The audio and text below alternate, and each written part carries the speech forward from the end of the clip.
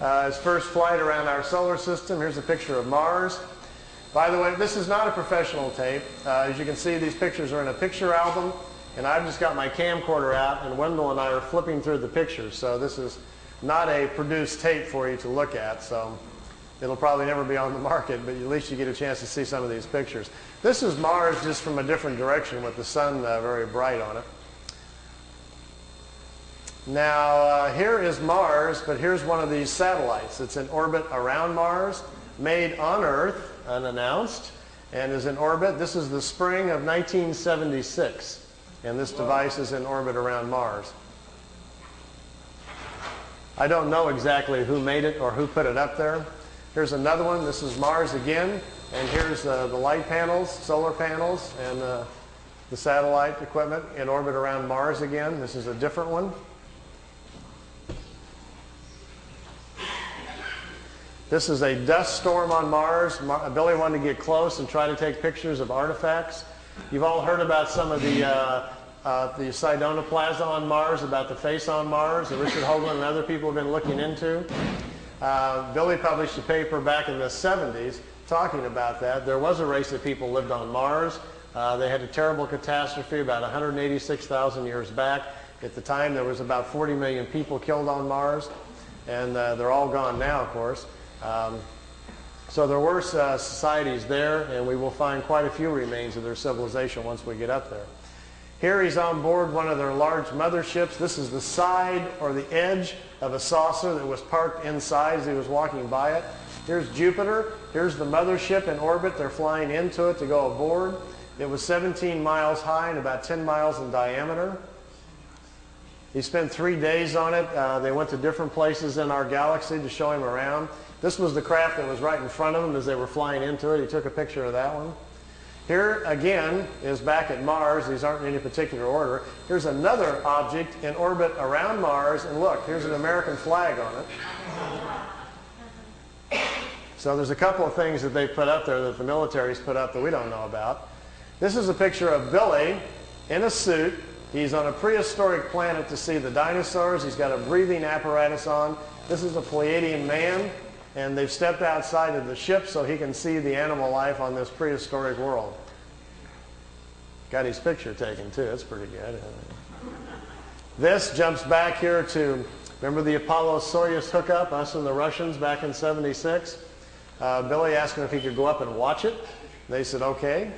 They took him up. There's several pictures here of the Apollo-Soyuz hooking up with Earth in the background.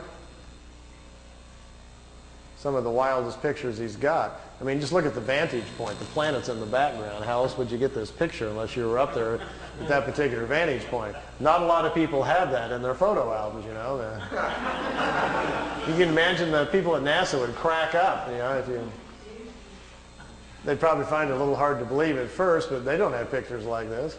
Here it is when it's just hooked up. There's Earth in the background, and here's the two capsules coming together. This is the top of the mothership. There's windows, but there was nobody in the windows as they came into it. We really missed out here. Billy shot, he said, 3 or 4 rolls of film inside the mothership, talking to people and going up and down the halls and so forth. He lost all of the pictures. They were all stolen from him. We've only got 2 or 3 of them left, and they're really practically nothing.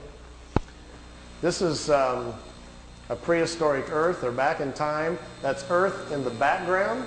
That's a moon in front of Earth, and he's looking over the surface of another moon. At that point, they told him there were 2 moons in orbit around planet Earth. We think we're about 60 million years back. Here's another picture over the surface. Neither one of those moons is currently the moon that's in orbit now. The moon that's in our orbit now, they say, has only been there around 5 million years.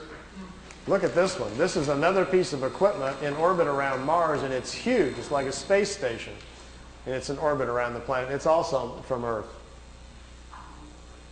We haven't heard anything about that, have we? Here's the dinosaur pictures. Billy's back inside the ship, and there's a viewing screen in the craft, and he says he's taking these pictures. Here's our first dino. He's got kind of gold-brown skin, got large hind legs, short forelegs, and a head that looks kind of amphibian, like a vegetarian type. Here's the second one. There's a bird here apparently dropping some food or something. Is that Charles? Charles dropped his food.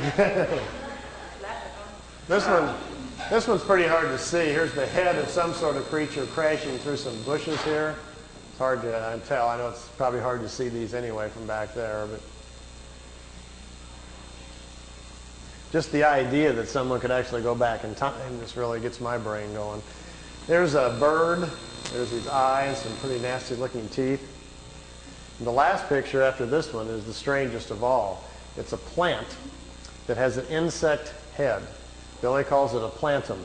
They were trying to explain to him how the evolution of different life forms goes. How, for instance, here's a plant life when the plants are the food kingdom of the world. When the plants evolve to a certain level of evolution, then these lower order forms, here's a small head, and this head is part of that plant.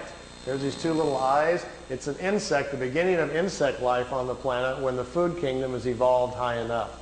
There are 7 different stages, they say, of spiritual energies or creational energies on a planet that create the many different kinds of life forms. There's a transition from one kind to the next. Ours is the 7th or the last one. We have to wait until the animal kingdom has raised the evolution of the body material high enough so our cycles can start.